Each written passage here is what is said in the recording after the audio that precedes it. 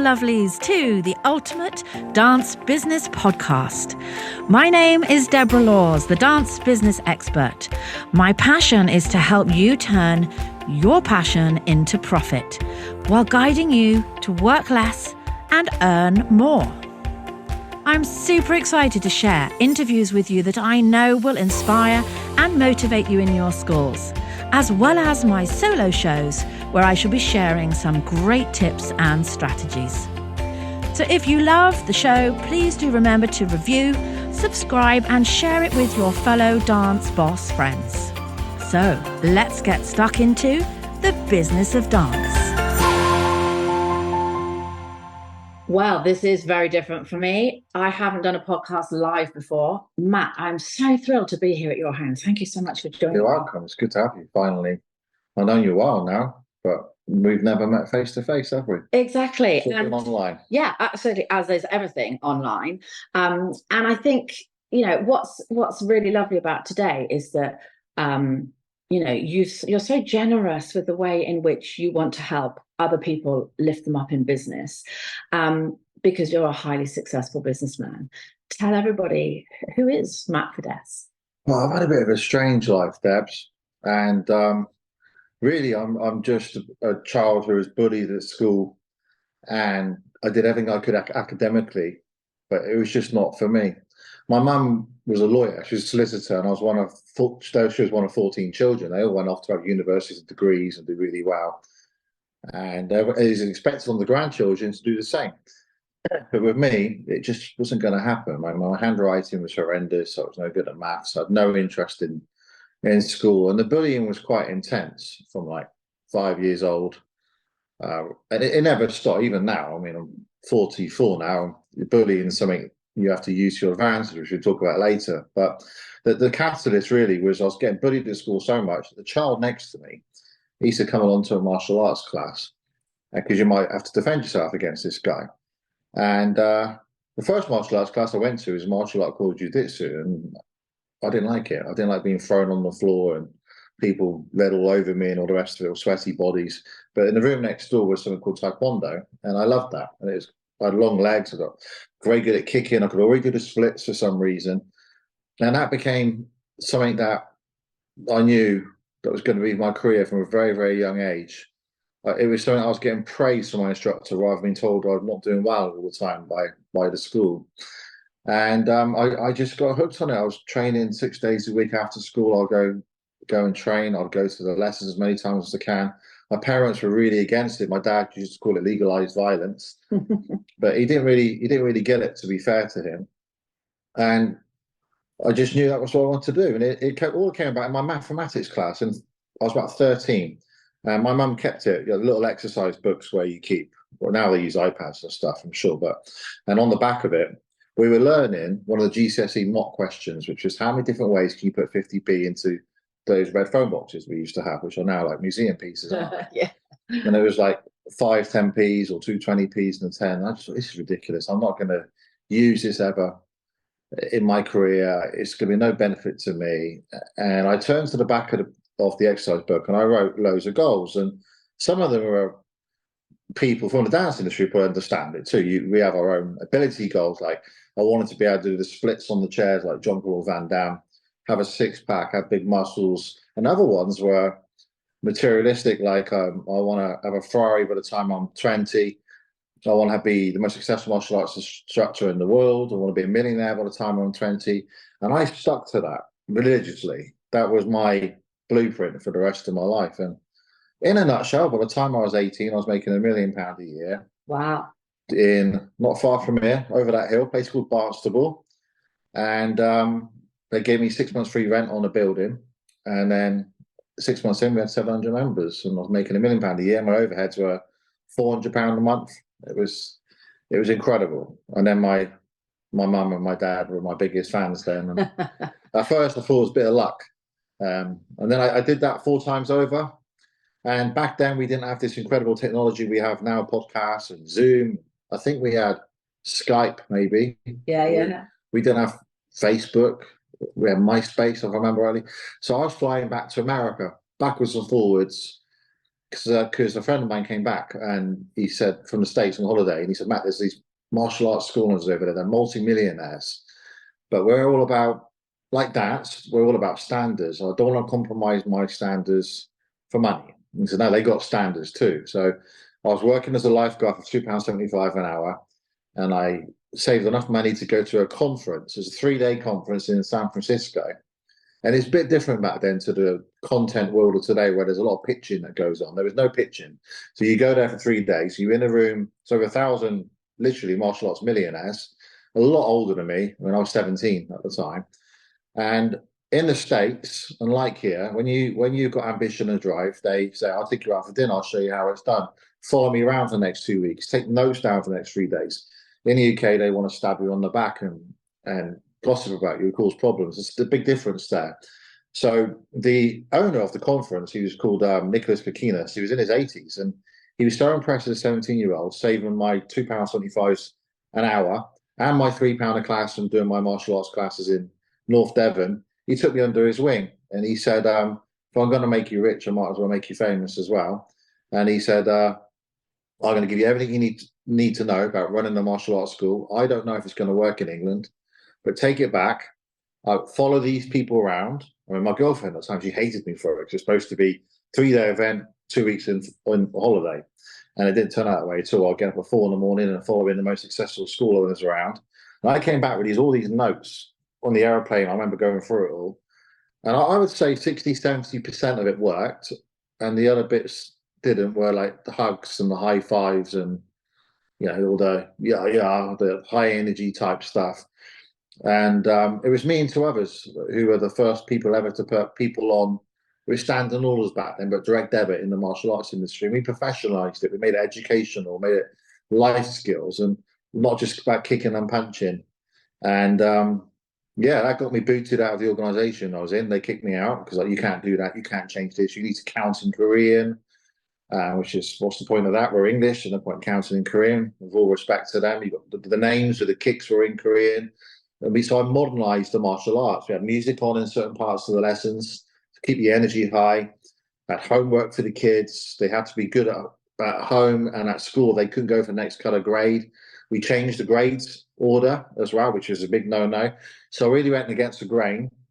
But I had my mentors over there who now come to me for advice. Now, one of the main ones, now he's 65, and he flies over to me to come to my conferences now. So I'm ever learning outside of the sector now, I would say, because we pretty much reached the top of our sector. So I go outside of the sector for different things that I want to learn. But yeah, that's me in a nutshell, other than obviously the crazy side of it, the show business stuff, which I'm sure we'll get onto later, which I've just seen in your notes, actually. So Stop looking. That'll be happening. Stop changing. But that's me. I'm just a boy with no qualifications from school, with a drive to prove the bullies wrong, my parents wrong, my family wrong, to be a millionaire by the time I was 20, and that happened. I was a millionaire by the time I was 20, and I was financially free by the time I was 22 because I invested a lot in property. I had my Ferrari at 20, Ferrari 355, and the rest is history. The rest is history, yeah, pretty much. Wow, what an incredible journey, even in those first few years. Like, that's not something that took you 20 years to get to that stage.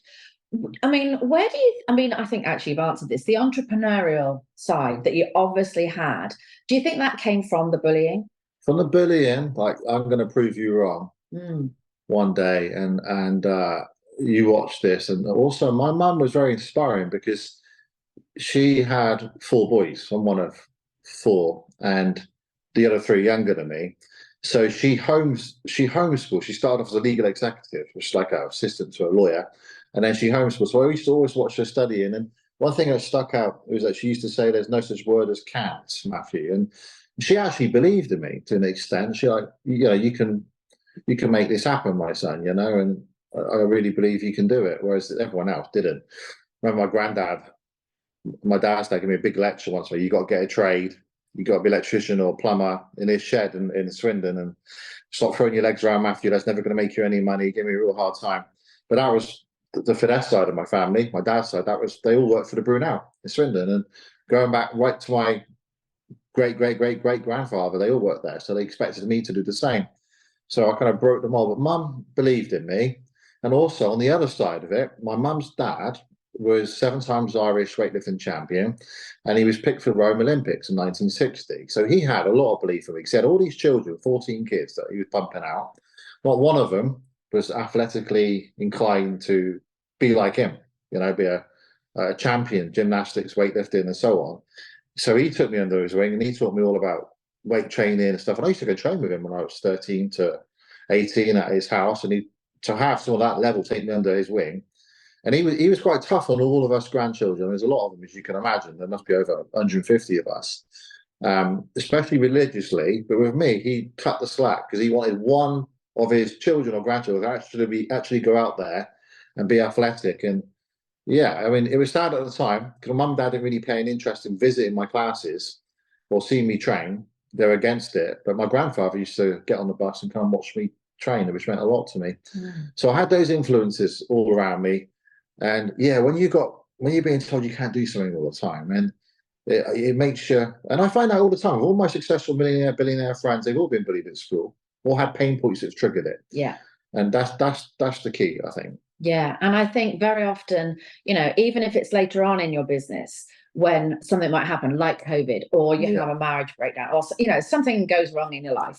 I think, for me personally, I have been lucky enough not to have been bullied, but I had a real desperate stage in business where things were really not great. And it was from that lowest point that I then found the tenacity and the passion to find the answers, to make it work. So I sometimes think when life is too easy, we don't have that drive, do we? No. I do believe in the law of attraction, Debbie. I really do. Because you can't look back at my life and think that was all happening just by chance, because it's been mental. And it's only since COVID, so if anyone's watching, that was 3 years ago now, that I look back and I think, okay, my life's been damn unusual. And the things I wrote down and believed in has happened. And the people I've got to meet and mix with. And your network is your network, and I do believe in that. I'm not so much a religious person. I believe there's like a higher power or something, but I do this law of attraction thing. I do think there's a lot to that. I really do. If you can manifest things and make it happen, because everything I wanted to do has happened and appeared in my life. Yeah. And I've got no way of explaining that. It's too magical to be not true. Yeah. No, I love that. But what I also am hearing, you were also somebody that knew from a very early age that if you wanted to be really successful, go find and hang out with really successful I learned that people. from Tony Robbins. So the only thing I felt I could do is I worked as a personal trainer at a gym, and I saw the owner of the gym hold these self-help books there, Les Brown and Tony Robbins. The first book I read, which was bought for I believe it my 17th birthday by my girlfriend, it was Unleash the Power Within by Tony Robbins. And I must have read that about 15 times. And he's a big believer in modeling. So find someone that's done what you've done, copy them and make it better. And that's been the concept of my life. So I studied the best in the world, which are in America, which tend to be in America. They all seem to be ahead of us. And I studied what they did and tried to make myself a better version of what they've got and bring it to the UK and do something that no one else is doing. Now, you're going to get a lot of hate for that, because they have to say in that the lead dog gets all the fawns. But they taught me that earlier on. They said to me, Matt, this is going to happen. You're going to get hated on, you get gossiped on. And back then it was gossip and graffiti. Now it's keyboard warriors and stuff like that. But they're your real true fans. But yeah, it was having a model. You always need to have someone to look up to go to. Now it's difficult for me now because I've done well, very, very, very well. So for me to find people that I would say I would look up to, there are various people, who I would look up to and so on. It's not about the money for me anymore or anything like that. It's more about the family side. I've got 6 children, which I've got to balance, and longevity of life and staying healthy. And I lost mum at a young age. I lost her. She was 56 of breast cancer. I was 32. And that was the pivotal moment for me. That was probably more powerful than the bully. So when you put your mum in the ground at 32, you realise what's important in life. It's not the £30 million you've got in the bank account or your Ferraris and your big houses. It's so wow. I couldn't even save her. Even buying £50,000 experimental drugs Didn't happen, you know. And I thought, a big shot, I could do that, but that was a big wake up call for me. But having a model is very important. You can't do this on your own. And why would you? Why do you want to spend 30 years trying to work it out when you can follow a blueprint 3 to 5 years and just get the job done? Yeah.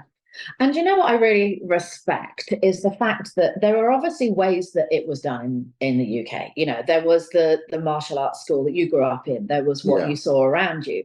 And going over to the States and seeing how it was done differently in a completely different location, different culture, you realize that actually the way you'd like to do it wasn't how it was being done back in the UK. It was actually quite different. So to come back to the UK and break that mold, like that took some guts, I'm guessing. Yeah, they kicked. The first thing that happened, like I said, we belonged to this martial arts organization. They kicked me out because I wasn't going to follow their rules. That took some guts. My back was up against the wall.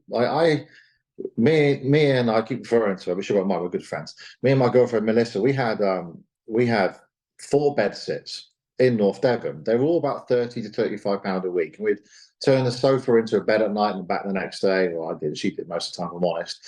Little tiny kitchen and shower. That was basically it. The first 3 of them I got evicted from, and it's so humiliating because I wanted to prove my parents that I could make this damn thing work. But I was collecting £3 a class in a ice cream container and taking it to the bank. I was doing all right there. I was making £100 a week or something, you know. And back then, that was fine. And that combined with a lifeguard at £2.75 an hour, I was quite happy. But the pain of getting evicted, and then on the 4th bed sit, things started to happen because I brought this stuff back from America. I introduced it. I didn't mind getting kicked out of the organisation I was in because I had nothing to lose anyway. I mean, I was living in a bed set, I had no money. I couldn't go back to my parents. There was no way that was going to happen, no chance. So I had to make this thing work. So I just implemented everything from the States. I had to modify a lot of it, implemented it in. I sat everyone down. But that was the scariest part. When they're paying you £3 a lesson and you turn them into £49 a month memberships by, I'll say direct debit because a lot of people won't even know what standing order is. But they trusted in me. They believed in me. I maybe had 1 or 2 who said no. Everyone else did it. And that gave me that stable income. Because what would happen, summertime would come, no one would turn up, especially in Devon. Warm day to go to the beach, I wouldn't get paid, 5 will turn up. Whereas that stabilised my income where I had about 100 members. So I'd have £5,000-6,000 a month coming in. And my rent was £15 per night, twice a week. So £30 a week overhead. So I was doing well. I thought it was luck at the time. That was before the full-time centre where I had 700 members. So yeah, it took a lot of guts, but I just didn't see it like that. And I think back then too, there was 3 of us. It was me, Lee Charles, and a guy called Kim Stones. They were a lot older than me. And I think I was a bit of a test case. I was like, let Matt do it first. Let Matt do it in Devon. See how he gets on. Fall flat on his face. And then we got mortgages and stuff. He's on the bed sit. Let Matt do it. Matt, go and try this standing order thing. Direct debit. See how it goes. Go and try changing the belts and see how it goes. It might not be the case, but I'm pretty sure looking back at this. I still speak to those guys and they're very proud of what I've done. But no, it did take some guts. But that's what you got to do. You got no one gets successful without taking risks. You've got to just take the risk and go. It's not even a risk. I mean, it's a calculated risk. It's working over there. Why won't it work here? The difference is you can make money from kicking and punching. You're not going to make money from dance sequences. You're going to make money from the education you plug in around that. Parents will look at your dance teachers and they will want their kids to be like them. The dance teachers need to represent what they want their kids to be when they're older. And the same with me. They'll look at my franchisees and my instructors. They're not interested in how high they can kick or how many championships they won. They're interested in, is that a perfect role model for my child? You know, and what education are they going to come out? Well, I don't want them to have a life like I've had. You know, maybe they're struggling on the breadline, finding it hard to pay their bills. And we teach everything. And I've always made a thing about this. Everything the school system doesn't teach, MF martial arts and MF dance does teach.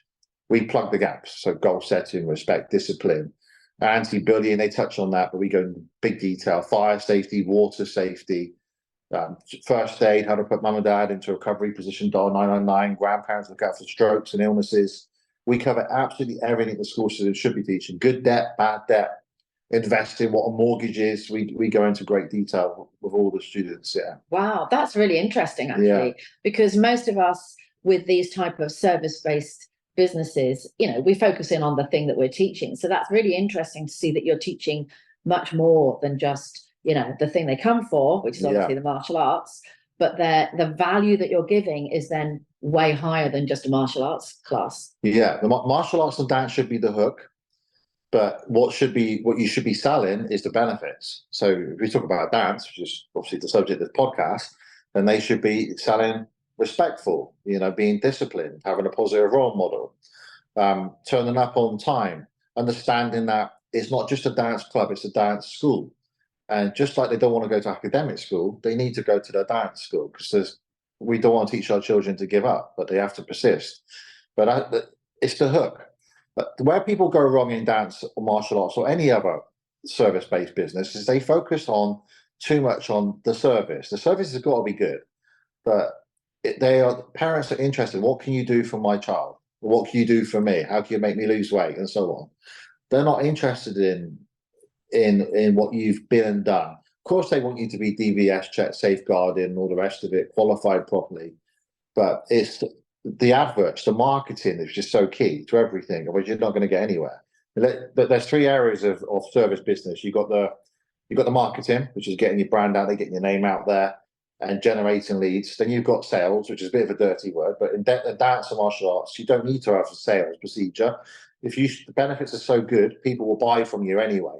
If you're such a good role model, then they'll buy from you if the product's there. And the third bit is what you get to do, which is provide dance classes and martial arts classes. What people go wrong is they go straight to the third bit and they focus all their effort on dance planning, dance classes, music, routines, but they got no one to teach in the first place. So they should get number 1, 2, right? The marketing, sales. You're not going to get anywhere in business, and that's where it goes wrong. Those three elements are the key parts that you need to get right if you want to build an income. How far you want to take is up to you. Nobody probably want to go as far as I've gone, because it's mad. But if you could easily build 6-7 figures a year profit running dance schools if you just get those three areas right, which is basically sales and marketing and retaining your students through good service. That's basically what it is. Yeah, absolutely. And I think one of the things in the UK, and you can probably vouch for this, having spent a lot of time in the States, we're really bad at the shouting about how great we are and what we deliver. And, I have a lot of clients that, I have to twist their arm behind their back just to put a photo of themselves on their website. They're so busy saying it's not about us, it's about the kids, and it's about what I love about teaching. But, it's no good, like you said, if your classes are empty because you can't get them in, and you have to shout about yourself loudly. You got to be the most aggressive marketer out there. I've got where I am, Debbie, because I am the most aggressive marketer in my industry, to the point of upsetting people. I want to upset people. I want to be in their face so much with my PR, my media, my social media, my mainstream media, to they think, I am sick of seeing this guy. So that's when. There's the rule. Jay Abraham, who's one of my mentors, people should study his books and stuff. He's great. He's a marketing wizard. And it's been studied. People have to see things 7 times before they respond to it. We're bombarded with about 40,000 different marketing messages a day. So you need to make sure. So they might go to a fete and see a dance display. Then they might get a leaflet through the door with your QR code. They might see a Facebook ad. Then they might get a school assembly. Might be a mum's special workshop with dance fitness class or something. Once they see things 7 times, then they'll react. That's what the science has shown. So with my team, I've always been aggressive with anything I do. And I've learned that from my mentors too. They're not necessarily the best singers, the best dancers, the best at what they do, but they're incredible at marketing and selling their product. I mean, I'll give an example. I'm sure you won't mind me saying it, because I think he pretty much does it. Go and watch the Robbie Williams Netflix. This documentary's come out. I've met Robbie a few times, and it's fair to say I know a lot of very, very incredible singers, including my wife. She's an amazing #1 artist in South Africa. Robbie admits he's not the greatest singer in the world, but he can market himself like nobody else, and he can get in your face. He can make headlines. He knows what he's doing, and there's nothing wrong with that. And I think with dance people, instructors, school owners, martial artists, gymnastics, what they got to understand too, if you take a famous athlete, like back in our day, say Linford Christie, I don't know who it'd be today because I don't really watch mainstream stuff. Like say with the football, let's say Ronaldo. That's a good one. He's going to have a coach behind him. He'll have somebody who's drilling at him, telling him what to eat, making sure he turns up, trying pushing him when he's down. But he clearly can't be as good as football as what Ronaldo is. Otherwise, he'll be Ronaldo. And people get mixed up on this. They think that they need to be this outstanding dancer or outstanding martial artist to attract people in. No, they don't, because the biggest stars in the world all have coaches and mentors who are not as good as them, but they have aspects that can teach them. So you need to be a good coach, good at communication, good at marketing, good at sales, and retaining them. So I have to say, when you open the front door as wide as you can, you bring as many students as you can, ethically in the right way, and then you shut the back door and you retain them. And so if you focus on those two things, then you're always going to have business. And then you've got to build your bench strength, build your team, because there's going to be times where you're going to be sick. You're going to take your class. You don't want to be shutting your class down if you're sick. That's unprofessional in this day and age. You need to build a bench strength. What happens if you want to take a holiday? What happens if you get pregnant?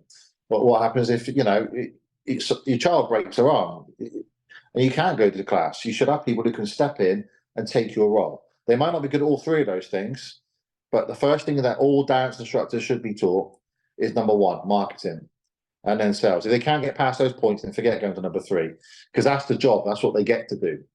And they get mixed up in that. Yeah, absolutely. And I think the problem is when they start out in business, that's what they start with, them and a church hall and a few kids, and it's all about the class. And all of a sudden they realize they've got a business. And the number of people that I deal with, I'm sure you're the same, Matt, that don't even see themselves as a business person. Yeah. When I say your business, they kind of look at me as if to go, yeah, what? Say good money, you're a business. Absolutely. And just trying to get around the kind of the mindset of, I'm a business owner, and my business is whatever I want to make it, however I want to steer it, whatever direction I want it to go in. I think because we're teachers first, it's all of a sudden we go from being a teacher to a CEO or a founder or a leader of people. And most of the time without any help. So I have this saying that don't be a professional winger. Because most people in business, actually, unless they've had a really great coach or mentor, are just kind of getting up and winging it, aren't they, on a daily basis? Until they make it. And the problem lies with is that they're turning their passion into their profession. And up until recent years in your industry, I know for a fact, no one's been doing what you've been doing. There's no one teaching you how to turn your passion into profession to make it an income. So I turned my passion, and my instructor was dead against me earning money doing martial arts, though. It was bizarre. And that organisation that kicked me out, just 3 or 4 years after, they copied me. They started doing everything I was doing. Now it's mainstream. Everyone tries to copy whatever we do. And I'm happy about that. It's the biggest compliment they could do on earth to try and copy what I do. In fact, most of them called me up. I'll tell them how to do it anyway, because there's enough out there for everybody. But it's turning your passion into profession. And you need someone to guide you how to do that. And that's not something I did it by studying. And honestly, I must have done. I tried to work it out. I think it was 13 flights to America in 2 years. Wow. You don't have to do that nowadays. You just do an online course. Get someone like you who's been there and done it. Go to events, network with the right people in the right circles. Be the poorest person in the room.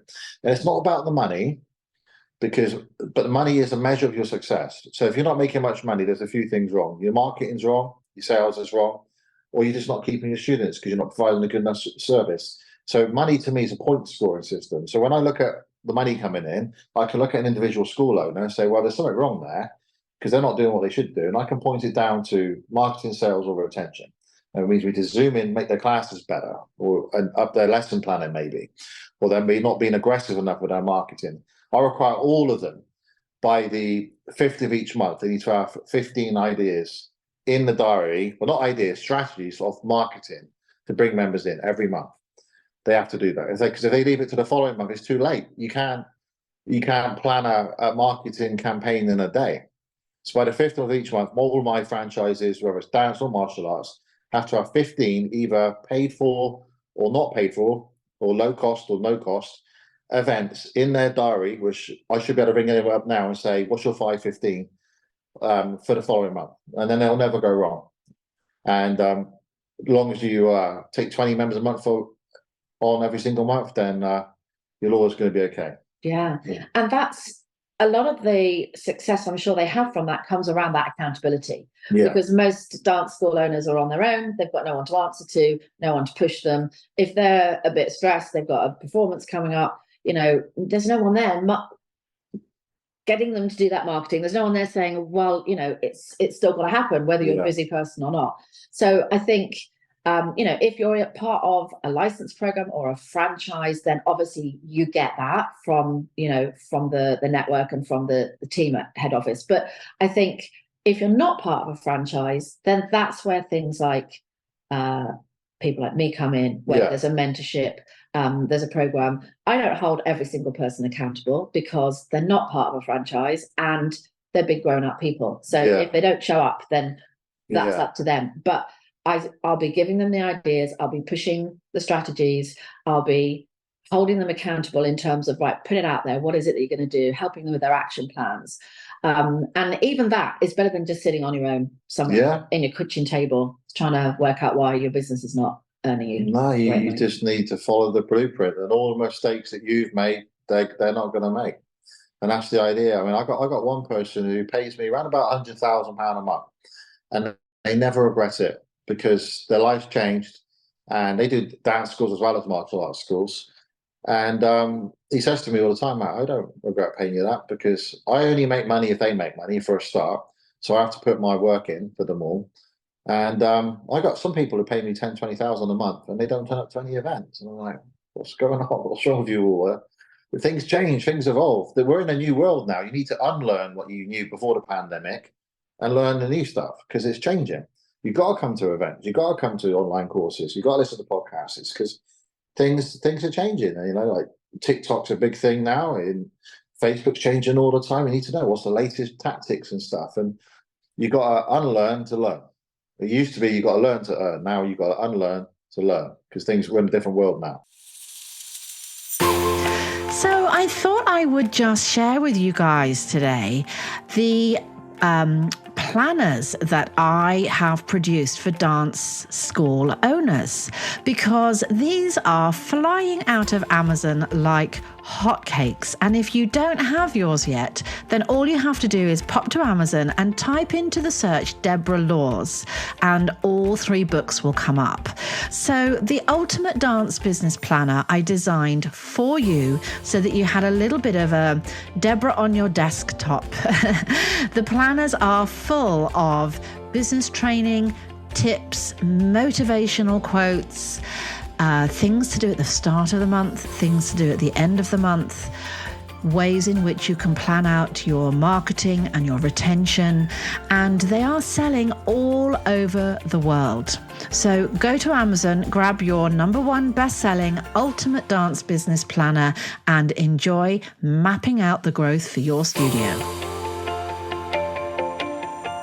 Yeah, absolutely. And for people that have had schools a really long time, I often hear from more established principals, it's a scary world because there's a lot of youngsters coming along that know all this stuff, that know how to do TikTok, that know how to create reels. I've got some really beautiful principals that, struggle to work out how to turn the computer on. So it's scary when so much has changed. The days when we used to go to a newsagent and pay 50p to put a postcard in the window, that was part of our marketing strategy, or poster on a tree somewhere. Like, none of that works anymore, does it? And if you're not keeping up, either through a mentorship or going to events, like you said, or even consuming free stuff, because there's a lot of free stuff, podcast being one of those, you really can get left behind. That's scary for someone that's been around a while.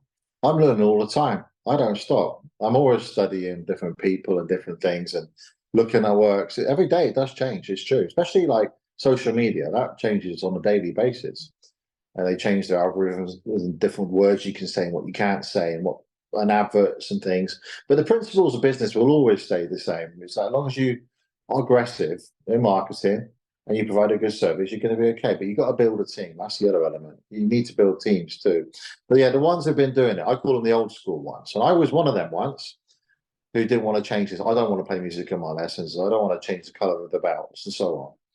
But look, you live once. You can either do it the old school way where they teach you to just about pay your bills have one holiday a year, and then retire at 65, 67, or be 80 by the time. They keep pushing it back, don't they, all the time? Try and live off your pension. You've got arthritis. Take a few holidays and die. That doesn't excite me. With dance and any service industry, sports business at the moment, you've got this ability now to go out there and create something. And I think everyone should be building generational wealth for their kids, because that pandemic was tough on this industry, and billions were made from that. That won't be the last pandemic. There'll be global warming. There'll be also, even last year, they got to stay in our homes because it was like 42 degrees or somewhere in Kent, didn't they? And I'm not a conspiracy theorist. I think I'm realistic. And I think that there's a lot of wars going on at the moment, right? And we have a duty as parents, and I've got 6 children.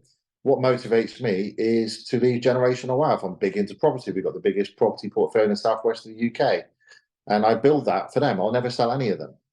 And I think it's our duty to be doing stuff like that. And you need to observe the masses and do the opposite. So if you're one of those people who are doing dance schools before this education come along, you need to make that change. If you struggle paying your bills and you want to make sure your kids are okay, and your grandkids and so on, to follow the systems. And what I have in my martial arts business works for dance, works for gymnastics, works for Pilates. I've even made it work for HMOs, houses of multiple occupation, But the goal in life really should be to earn a 6-7 figure income per year, but that's profit, not turnover.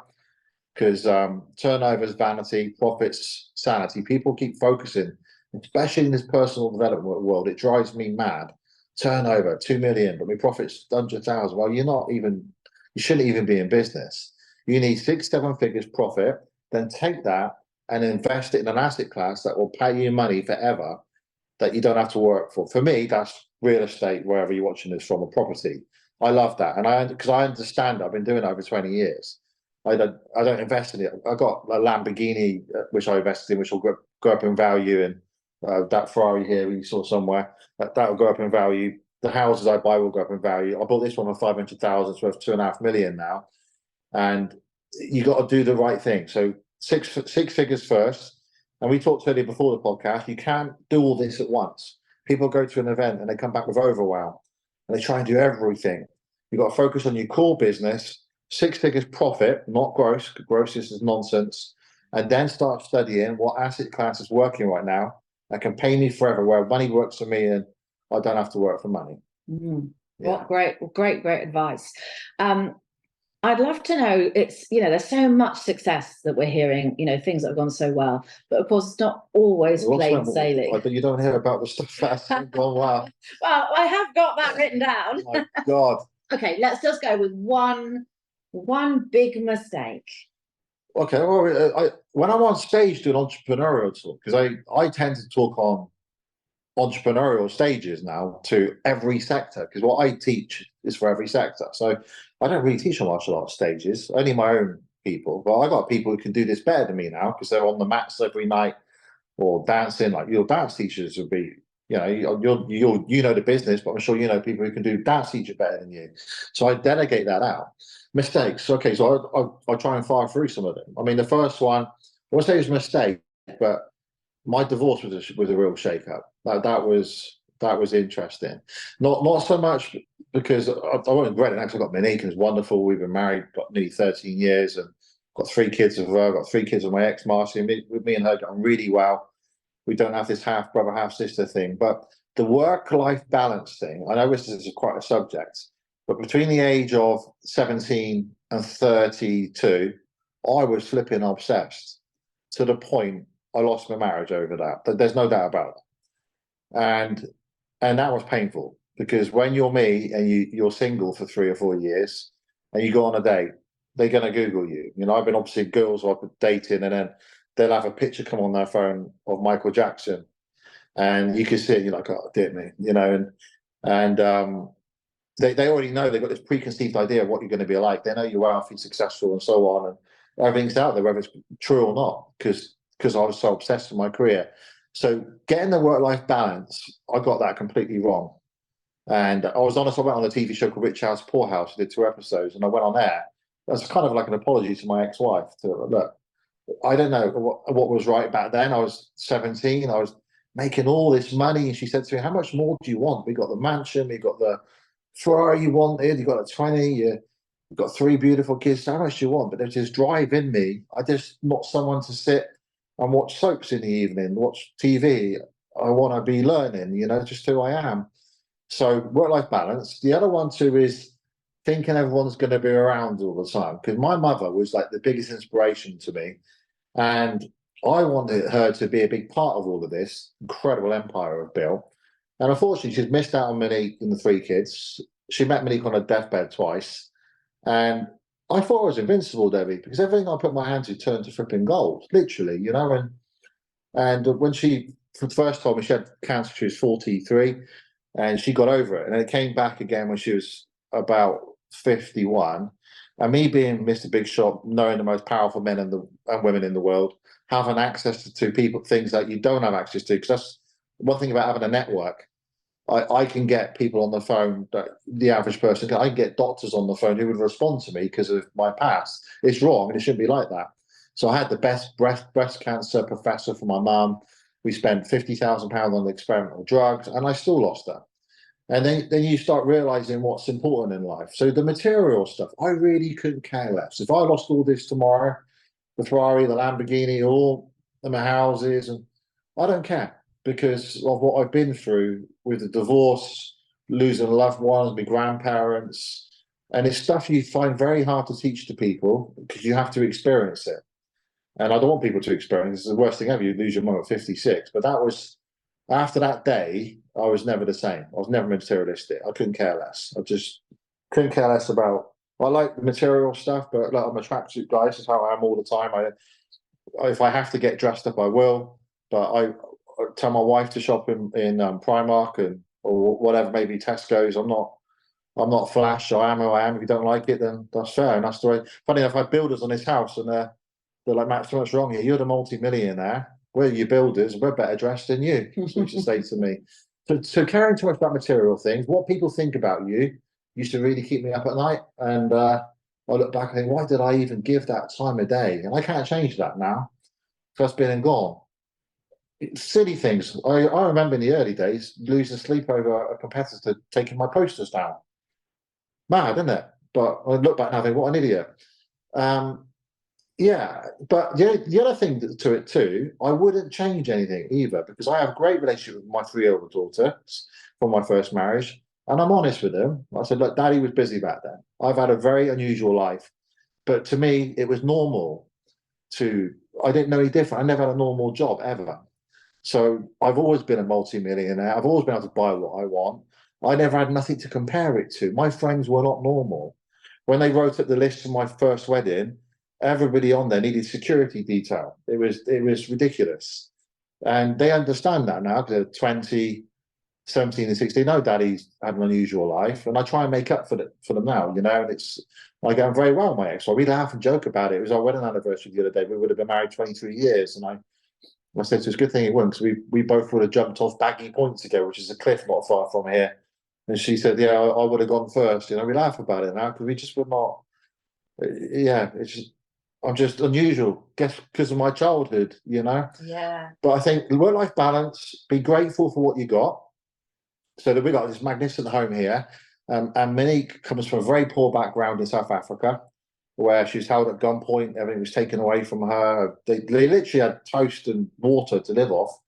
And sometimes I will wake up and I'll look out over the hills here and think, oh, I'm not successful. She's like, what's wrong with you? But it's just the way I'm wired, I guess. I just want this to achieve. And it's not about the money, it's about generational wealth. And I'm 44. I like to think I'm going to live a long time. And I need to fulfill it. And I love it. I get a thrill out of changing people who are struggling financially and now they're not. And they want to be a millionaire and it's happened. And it improves their marriages and relationships. Because most people stress in life because they haven't got enough money, Me and Monique have been together all this time. We never spent a day or night, other than our 3 children being born and one of them being sick in hospital. We've been together day and night. That's just the way we work as a unit. And people find that strange, but it works. So I've learned to value now what's important, which is relationships, friendships, network and the material stuff that everyone's striving to get all the time, the people with the private jets they don't own and the Lamborghinis they don't own, they've got to be careful what they consume. So, yeah, for me, I wouldn't change anything because it's been remarkable. I've got Monique and my ex-wife Marcia's got remarried again, and he does work for me too. My properties, we've gotten very well with him. The 6 children are very, very close. But I think I would have, for the sake of material thing, because there's a certain amount of money you get to, which is about 10 million in today's world. It's 20 years ago would have been 1 million, but for today's world, 10 million is about the new 1 million. After that point, nothing changes. You don't need anything else. Nothing changes, you know. Who wants to go first class on a flipping flight when the chances are it's going to be a long haul? You're going to sleep for it all anyway. It's pointless when you look at it. It's ridiculous. And when you've got 6 kids, that don't work out because you need to be with them all the whole time. But yeah, well, you get a certain part of financially you do really well. Everything else apart from that becomes irrelevant. And it's the relationships around you that suffer.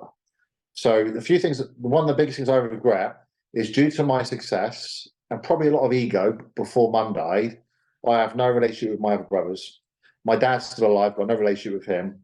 And it's been like 16 years now. And it would be difficult too, because my life's been weird. And if we got together, it would be what would we talk about? You know, so my dad's never met, he wouldn't know his grandchildren. He's met the 3 older one, but he wouldn't know them, and he hasn't met Monique and so forth and things. If I could go back, I would change that. He's still alive. He's 70 now, I believe. And my brothers, I'd have them back in my life too, in some shape or form, if I could. But it's hard. After time goes on, you grow apart, and grandparents die who kind of keep things gelled together. My life's so ridiculously normal, and the media, I wake up some days and some wacky story about me and my family probably think, oh, what's he doing now? And they're embarrassed of my surname some days and proud the other days. So, but you have no control of that. That's just what comes with it. But yeah, I would repair all that, I think, if I could go back. But other than that, it's all worked out well. Yeah, absolutely. And I think there is, for some people listening that haven't come across you before, there's a little bit of a missing piece in the puzzle here, because we're hearing a lot about the school and the martial arts, and the success through that and the property. And then we're hearing about this kind of connection with, we're not going to get away with a Michael Jackson thing because it's a dance podcast, are we? Hey, everyone wants to know. Like, I mean, you could be really successful running a dance school or even a dance franchise, but that doesn't necessarily link you with celebrities and fame and everything else. Where did that come into your life? Yeah, it's very relevant to this podcast because Michael is considered one of the most famous skilled dancers in the world. I'd imagine to your industry, isn't he? And there isn't a day goes past I don't get asked about him. So Michael I still call him like he is, like he's still here. It's strange because his music's always playing and he's a big part of my life. So when I was 18 and was making £1 million a year, I had a journalist. It was a freelance agency called Southwest News. He was a parent of two of my students in my Barnstaple school. And he said, Matt, you've had no qualifications, you've been bullied. I've done the figures. You're making a lot of money. And I had the car outside to show it off and stuff, stupid things like that. And he said, do you mind if I do a story on you? And there was 2 big dreams for me. I wanted to be in the local paper because you seek acknowledgement, you seek recognition because you never had it in childhood. And I wanted to be recognised that, look, I've done it. I've made it. I wanted to be in that local paper. And it was called the North Devon Gazette. Which is, you'll laugh if you're talking like 20,000 readers, right? Especially what happened next anyway. And then the other thing too is, I don't know if you have a publication like this, but back then on my BMX bike when I was a kid at 7, 8 years old, I would get my pocket money and I'd go and cycle to the local newsagents once a month and buy a magazine called Martial Arts Illustrated, which was seen as the industry magazine. And you'd have Jean-Claude Van Damme on the front and Bruce Lee, and you'd read about all the top martial artists in the world. I one day would love to be in there and be acknowledged for my art and for what I do. So that was my 2 big goals. So I said to this guy, let's do the interview. So he interviewed me about my school life, about money. He didn't talk too much about money. Then he took pictures of me in my sports car. And as he left, I said, do you think we're going to make the local newspaper? And do you think I can get into the martial arts magazine? He said, I'm not sure about the martial arts magazine, because that's trade press, but pretty sure you're going to get the local newspaper, Matt. And it went quiet for 2 days. And they put it on how media works. They put it on the newswire once they've got it already with the pictures. So he put it on the newswire internationally. And my God, it was when newspapers were like the Sun newspaper would get 20 million like bought every day, and they were all like that. I woke up and there was landlines were ringing off the hook. Thinking, what the heck is going on? And I had paparazzi outside the door, and I was on the front page of all the tabloids: the Sun, the Mirror, the Daily Mail, all of them. Bully boy becomes millionaire. And I had a picture of me as a 7-year-old kid, looking all very naive and vulnerable, and a picture of me doing the punch, and it went everywhere. It was massive, and I freaking loved it. If I'm honest, Dave, I was walking around Barnstaple thinking, "I've done it, man," and everyone's going to see this. All my cousins, all my family, my mum and dad are going to see. I am the tabloid man. I'm everywhere. It was all positive too. And then on the back of that, what happens is TV shows. They scan the newspapers. They still do it now, but they do it online as well. And they pluck people for the TV show. So I had an invite to come on a TV show. Some of your listeners will remember it. I don't know what you compare it to, but it was called Trisha. Do you remember Trisha? Yeah. Like a talk show. And they had my mum on there with me, and they tried to find my bully. That was their thing, but they couldn't find him. The person who inspired this whole their journey. And they got me to do a kick, and everyone was clapping. And I was there to inspire children. If you're bullied, look what could be done. And then I did Kilroy. Remember that one? Yeah. I did Richard and Judy. It just went on and on. And on the back of that, I was getting recognised and stuff as probably one of the most well-known martial artists in the UK. And then on the back of that, Martial Arts Illustrated calls me, the magazine, said, "Matt, we've been seeing a lot about you, and you've really put martial arts in the forefront currently." But they had this funny thing. I had to go to Huddersfield where the headquarters was, and I had to spar the editor. I had to fight the editor. And if he felt my standards were okay, he'd put me on the front cover. Okay. I was up there like a shot. And I took a beating from that guy. His name's Bob Sykes. And he put me on the front cover, but only a small bit, me doing my famous flying kick. But I was quite happy with that. And I'm on the front cover, he did a big feature on me. And then next thing that happens, I had this voicemail. And my receptionist at my main school, she said, there's this message from someone called Uri Geller who wants to meet you about doing an anti-bullying project. And to be honest, Yuri knows this. I didn't really know who he was. I was in my own little world. I remember the guy who growing up bending spoons, and I got visions of that, memories of that. I said to Mum, I said, this guy Yuri Geller wants to meet you. You've got to go meet him. He's world famous. He is mega. And in the UK, he doesn't get the respect. He's seen as like the spoon bender, but he's a property tycoon. He's got TV production comes all around the world. Published 48 books, translated all around the world. So I went to see him. And as I drove to his house, he's got this £20 million mansion in Southern-on-Thames next to George Clooney. And that was my next mentor. That was like, I want this. I want to be like this guy, you know. And he came in, he was so positive, his mindset and everything. And he wanted to make a video with me where it was VHS back then. I did the martial arts side, he did the mind power, and we distributed to schools by anti-bullying. Little did I know, his network was another level. Being Uri Geller, he's famous in America, and people want to be attached to him because he's so positive. So one night, about 3 a.m, I had a phone call, again on a landline, and he said, and it wasn't unusual for Yuri to ring me because he's got companies around the world. He said, "Matt, you got to come to my house now. If you don't come, you're going to regret it for the rest of your life."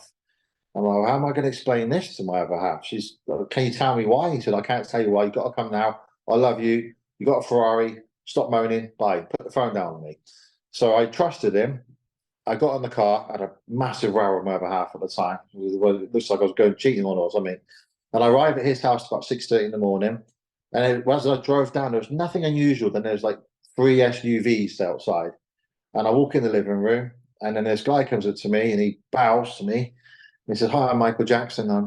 I'm pleased to meet you, Master Fiddes." That's what they call you in martial arts. And I think, I know who you are, but what the heck are you doing here? And I thought it was one of these prank TV shows at first. There was quite a few of them about, like Beatles About and a few other ones, and Candid Camera. So I thought, Yuri's got me on this prank TV show. This can't be right, surely. But sure enough, after a few minutes, I realised it was Mike. And I was like, what the hell? And it turned out Uri Geller was mentoring him on his new album, Invincible. and he designed the cover for Invincible, and they were best friends. And I had no idea at all. And we stayed up all night chatting. We become very, very close friends. He's godfather to my oldest daughter. And then as time went on with Michael, it became obvious that the security he had for a long time had left.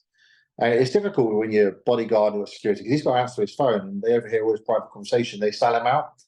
So I think he knew what he was doing. I was the martial arts guy. I had 5 schools back then. So I had access probably to about 30, 40 instructors who could help him at events and things. So I think he was quite smart in thinking that I can befriend Matt. Yuri wanted to put someone in his life that he could trust. I was already a millionaire at this point anyway, about 19, I think it was. And we got on really well. And he went back, he said, I'm off to America. I took that chance, like asking a girl for the first date, have your number, Michael, you know? Well, I don't have a mobile number because otherwise people harass me and I can't get any peace, but I will call you. Give me your number and I'll ring you. I'm never going to hear from this guy again.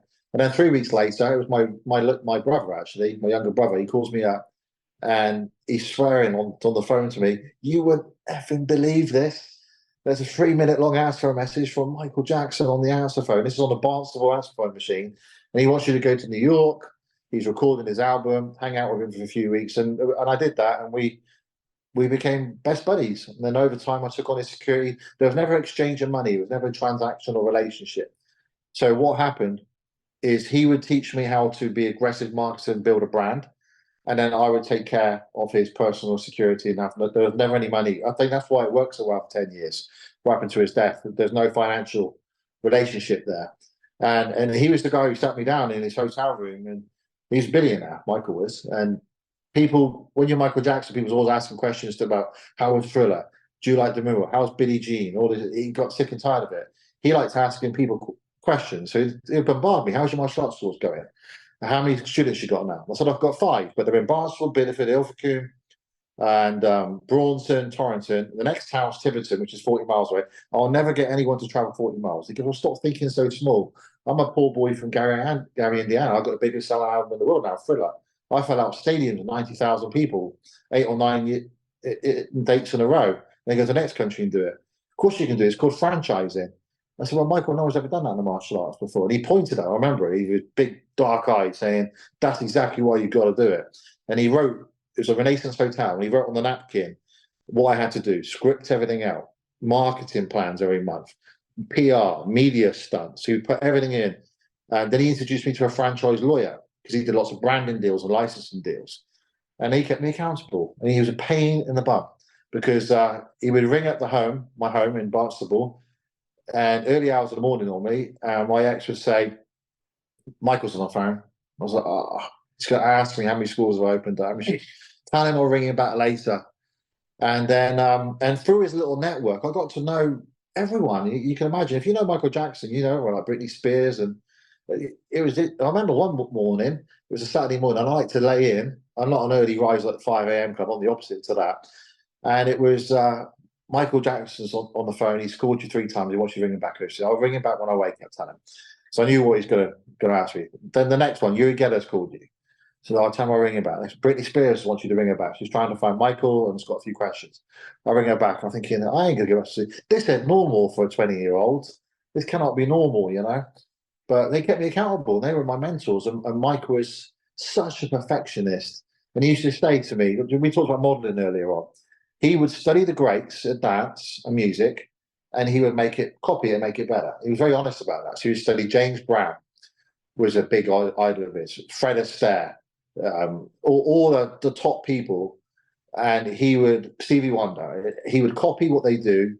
Charlie Chaplin was another one. He got his dance moves from, and he would put it in his art and make it better. And he was all about the same with me, making sure I pushed things the extra mile. And yeah, so he was it was almost like having my ex-wife were like, you know, can I buy this necklace, or shall I ask Michael Jackson if it's okay? Because he also would expect you to be with him. You know, if we go on holiday and he's at New York, you'd expect me to be at Heathrow ready to pick him up because he's used to people just jumping. But I learned more from being around Mike in those 10 years than any self-help book could give me. His network of people, going out for dinners with people like Muhammad Al-Fayed, who recently passed away, billionaires who own Harrods and the Ritz Hotel. And I was just in my early 20s. And having that we call it a mastermind now, don't we? Back then we called it networking. So for 10 years of my life, literally from 18 years old, aside from the martial arts business side of things, but from the other side of things, the mega stars, or not just famous people, billionaires too, we wouldn't know. That's quite rare, but there are some of them. Up until I was like, was I 29 when Michael died, something like that? I was around these people at dinner tables. I was the poorest person in the room and absorbing all this incredible information. And they would always talk about changing the world and ideas and making the next billion, but not for the money, for what cause it could give. And I had a big rub off on me. So Michael was a huge part of my life. And again, the law of attraction, when I get back to that subject with Michael Jackson, this is the strange thing, right? So he was at Uri Geller's house for a reason. He's just done 5 nights, or 8 nights maybe, at Wembley for the History Tour. Me and my girlfriend, I think the tickets were bought for us, so they were about £30. We couldn't afford them to go, basically, at the time.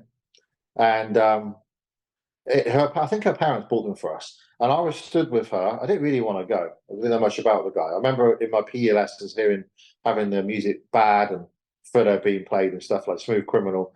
But we were squashed among 80,000 people, thinking, what am I doing here? But when he came out, it was so mesmerizing, incredible. I was just happy to see a billionaire, because that just inspired me. And on the way back, Uri Geller called me and he said, what have you been up to? So I've just been to watch Michael Jackson's show. And I said, what do you think? It was great. Unbeknown to me, he was sat next to Michael Jackson. Yeah. So I'm there, amongst 80,000 people, just like anyone else. And then just a short while later, Michael becomes my best mate. Well, it's a good job you didn't say anything bad about it then. Yeah. Well, it was all right. I didn't think much of his new book. You couldn't hear the music, though. I remember that very vividly. I remember when I got to know Mike, like, just to let you know, to give some feedback, Mike, when you come out on stage, the first 3 or 4 songs, you can't hear nothing apart from screaming. He goes, yeah, I know. That's been like that since I was 5 years old. And the getting squashed. Okay, it changed then. I saw a picture the other day with me and him behind stage, and he's like that, and I'm next to him, and you can see 80,000 people waiting for him to come on. But yeah, I went from in the audience to being his mate, supporting him behind. Amazing, yeah. Amazing. And I think, who else can say that they've said, oh, tell him to ring back. Well, the first thing he ever said to me too, right? When Yuri introduced me to him, this relates to this podcast really well. He said to me, so Yuri said, this is Matt. He's got a successful chain of martial arts schools, and they were the biggest in the country. And he's very interested in martial arts. He's Bruce Lee fanatic. One of the reasons he wanted to meet me. And the first thing Michael said to me, he said, well, if you're good at martial arts, you must be good at dance. And I said, I can't dance. So that's unusual, because people, they relate. They're very similar with sequences. So he puts martial arts moves in his dances, the kicks and the blocks and stuff like that. But he would study Bruce Lee and people like that. And he wanted to. I had connections to Bruce Lee's daughter Shannon and his ex-wife Linda Lee, and he wanted to meet them desperately, because he wanted to absorb what made Bruce Lee relevant for 40 years, still now. What was different? But he only lived to his 32. And I set the meeting up, but Michael never turned up. That was just typical Michael Jackson. That was, but yeah. So it's been unusual. It's been different. But I wouldn't change it. But it's been like part of a mastermind that you couldn't make up. Yeah. You couldn't join. Well, that's what I was thinking. We didn't have that word. Yeah. But, when you were talking about how he helped you, like, he was a business guru to you. Oh, he was an animal when it comes to business. That guy was ruthless, man. He was just. I used to be terrified of seeing him, because how many members you put in, Matt? 20? That's not good enough. Well, next time I'll call you, I want to be 80. And I threw the question. One time I threw the question back at him. He was at Neverland. And I thought I did well. I opened up 6 schools in a month, and he praised me for it. And I threw it back, how have you done, Mike? So I just signed an 80 million deal for South Korea. And I got off the phone, and I felt like, crap, I got up my game. This guy's just kicking my ass. And so I wanted to beat him. I wanted to beat Geller. I wanted to beat Daryl Hannah used to come for dinners with us. And I want to be Muhammad Al-Faz level. That's what I was. This is probably why I struggle with this whole not being grateful, or what you'd call it, of gratitude, maybe, of understanding got what I've got now, which is incredible. But to me, I don't think I've made it. To everyone else looking at my life, I'll think, geez, man, you're right up there, you know. When they voted me like one of the top 50 entrepreneurs a few years ago, I started to kick in a little bit and realised that, yeah, Mike would be proud. I think of what happened, but yeah, behind the man you see in the media and on stage is not the man behind. Yeah. You don't get to be the biggest star in the world and be that good. I mean, he used to dance practice 4 hours a day. I'd wake up at 3 a.m, check on him, and I had to refer to him as Mr. Jackson to the other staff to be professional. So where's Mr. Jackson? And he was in the hotel gymnasium, just dancing on his own every day. You'd dance 3 or 4 hours a day, wherever in the world. And I used to hate the word talent. He says, "Oh, you're very talented," and "Oh, you're very lucky and talented." Yeah, really? They see how hard he would dance, and if he would get something right, like a new dance move, he wouldn't go to sleep until he got it right, because he felt if you go to sleep, it interrupts the pattern, and then the next day he's forgotten it. Same with like a new lyric or song that would come into his head. So he would stay up for 3 days in a row and just practice. And I used to put a question back to him: what would you change if you could go back to a practice morning? How the hell can you do that? I mean, you're just like on it. He lived and breathed being Michael Jackson. That guy just loved being Michael Jackson. I know he moaned about the media, but he also moaned when they didn't turn up too. So, but yeah, he just loved it. Fabulous mentor. I feel like we could still be here in 5 hours' time, because you've led such an interesting life, and there's so much for all of us to learn from your experiences. And you talk so openly and honestly, which is just fabulous. So I just really want to say a massive thank you. You're welcome. Pleasure, Debbie. And I also like to finish with nonsense. So at the end of my podcast, I just throw stupid, crazy questions out, which you've got to answer instantly. Okay. Not allowed to stop and think about them. All right. A couple of crazy ones to start with that don't really mean anything. But favourite food? Sushi. Favourite holiday that you've not been on yet?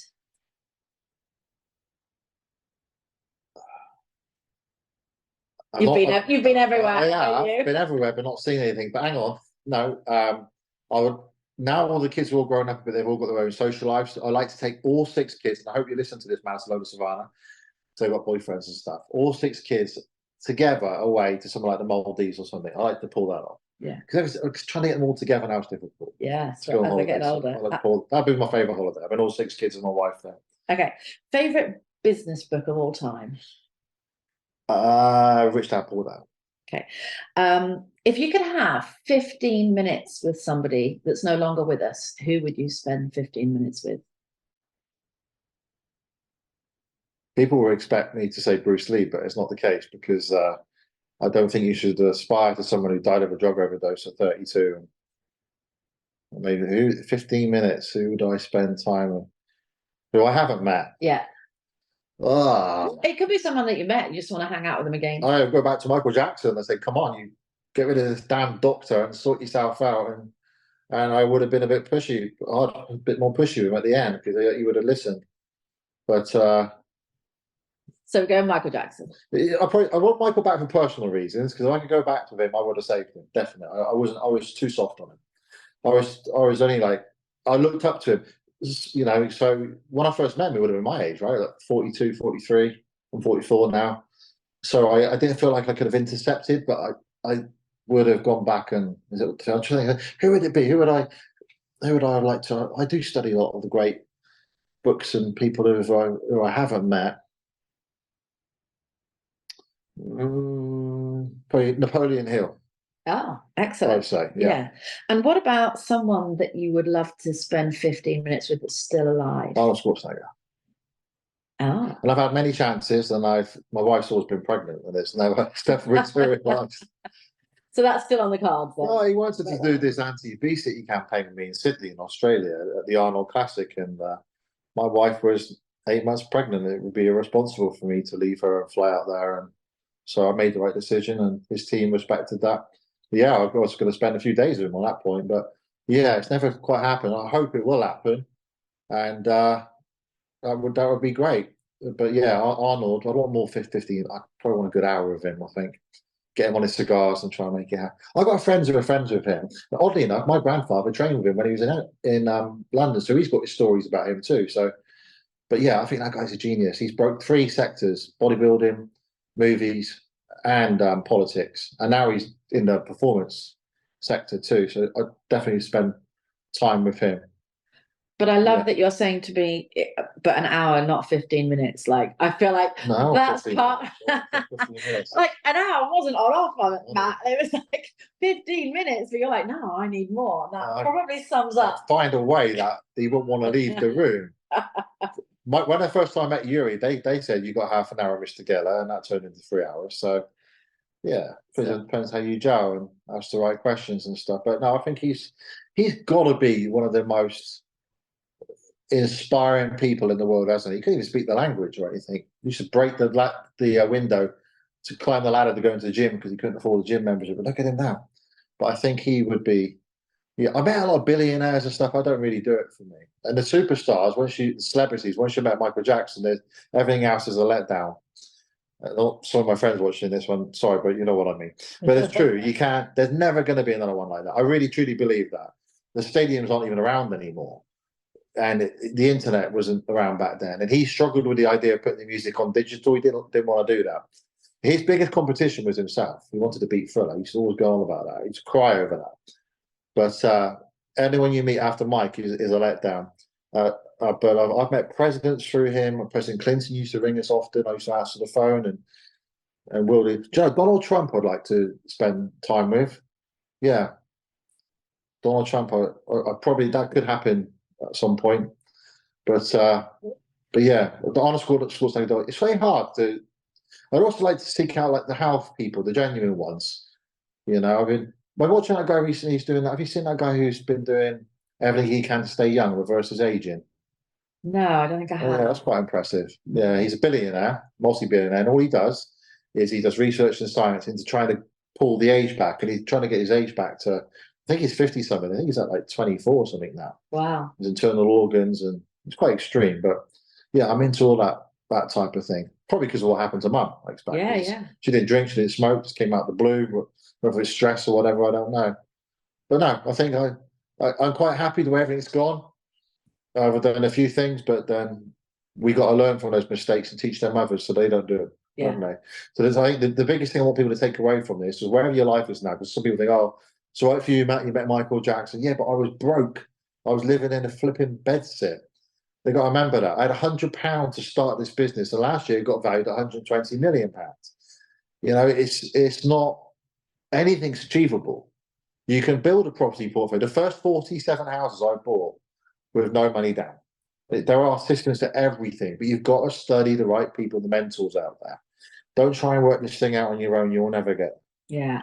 And be ethical as well. And that kind of takes us round to, you know, basically what I feel my purpose is here right now. Don't try and do it all on your own. Don't try to reinvent the wheel. I think it's been done already. I get people pitching me every day with different ideas. I do hear them out, but majority of the time the answer is that most ideas have been done in the world, other than AI and all this type of stuff. You just need to just follow the system and don't try and change it too. If you've got something working, human beings are human beings. It will work anywhere in the world. But when I opened up in Australia, like, this won't work here, you know. Look at it now, 17 years on, it's massive out there, MF martial arts is. It will work. Everyone in the world, in your sector especially, want their children to be more disciplined, more confident, be more polite, respectful, have a positive way to channel their energy. As long as you stick in that sector, you stick in education, don't be in a dance sector, you're in education. You're in education, education will never die. Parents will always want stuff for their kids. If you're in sports or leisure, it'll be fads that will come and go. And we see lots of them, like Taibo, step aerobics, you go on and on and on. But as long as you stick in the education sector, education will never die. You'll always be in business. What a wonderful way to finish. And just masses of gratitude. Thank you so much. Everyone is going to love this podcast. Thank you. It's been such a pleasure. And thank you for inviting me into your beautiful home. You're welcome anytime. Thank you. Glad we finally pulled it off. Thanks so much. Thanks, Debbie.